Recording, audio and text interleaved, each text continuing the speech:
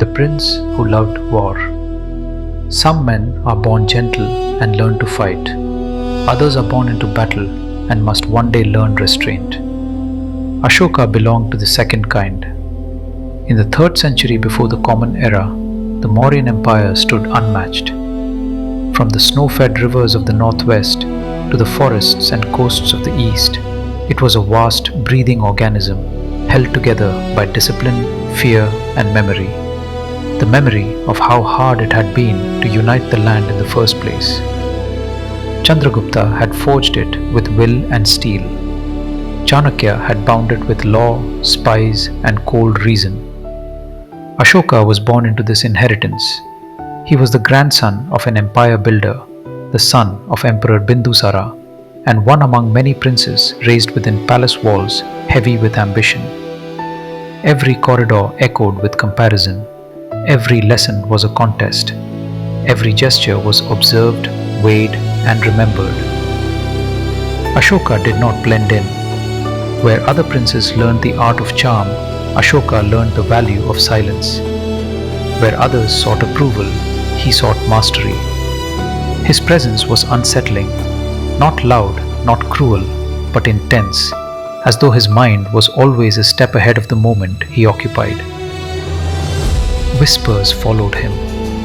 "Watch him," a senior courtier once murmured to another as Ashoka passed through the hall.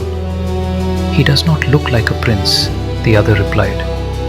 "No," the first said, eyes narrowed. "He looks like a decision waiting to be made." Too fierce, too direct, too dangerous. But the whispers never denied one thing: Ashoka was capable. The education of strength. From an early age, he showed an instinctive understanding of force. Not just physical force, but the force of command. Soldiers listened when he spoke. Trainers noticed that he did not fight for display, he fought to end the contest. Victory to Ashoka was not symbolic, it was functional. In his view, order was not born from persuasion, it emerged when resistance was removed. Bindusara saw this fire in his son, so did the ministers. And like all courts that fear what they cannot control, they chose distance over confrontation. The test of Taxila. Far to the northwest lay Taxila. Before his departure, Bindusara summoned Ashoka in private. The emperor studied his son for a long moment, as though weighing iron in his hands. "Taxila is restless," Bindusara said at last. "Many before you have gone there and returned diminished." Ashoka bowed slightly. "Then they went to govern," he replied, "not to rule." Bindusara did not smile.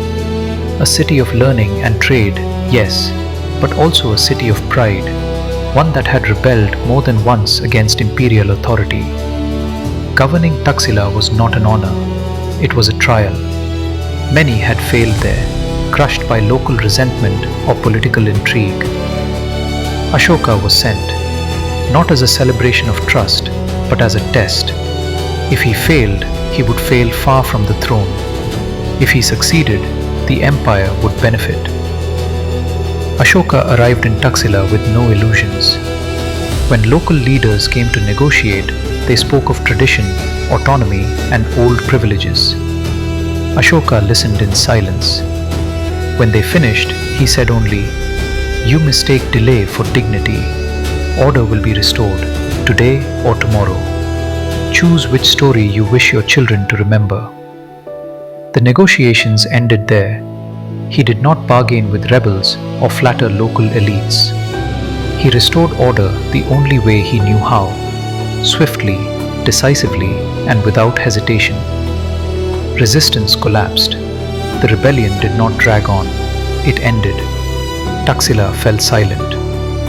For Ashoka, the lesson was clear. Strength worked.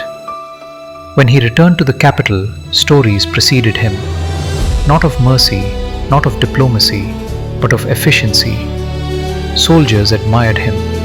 Courtiers measured their words more carefully in his presence. His brothers watched him with unease. Chandāshoka. A new name followed him. Among the soldiers, it was spoken with admiration. Chandāshoka, one veteran, was heard to say, "Stand behind him, and no enemy will reach you. Stand before him, and no prayer will save you." Chandāshoka, Ashoka the Fierce. He did not reject it. In Ashoka's mind, the empire was a fragile structure held together by fear of collapse. Without force, it would fracture into old rivalries and forgotten loyalties. Someone had to be willing to do what others would not. Ashoka believed that someone was him.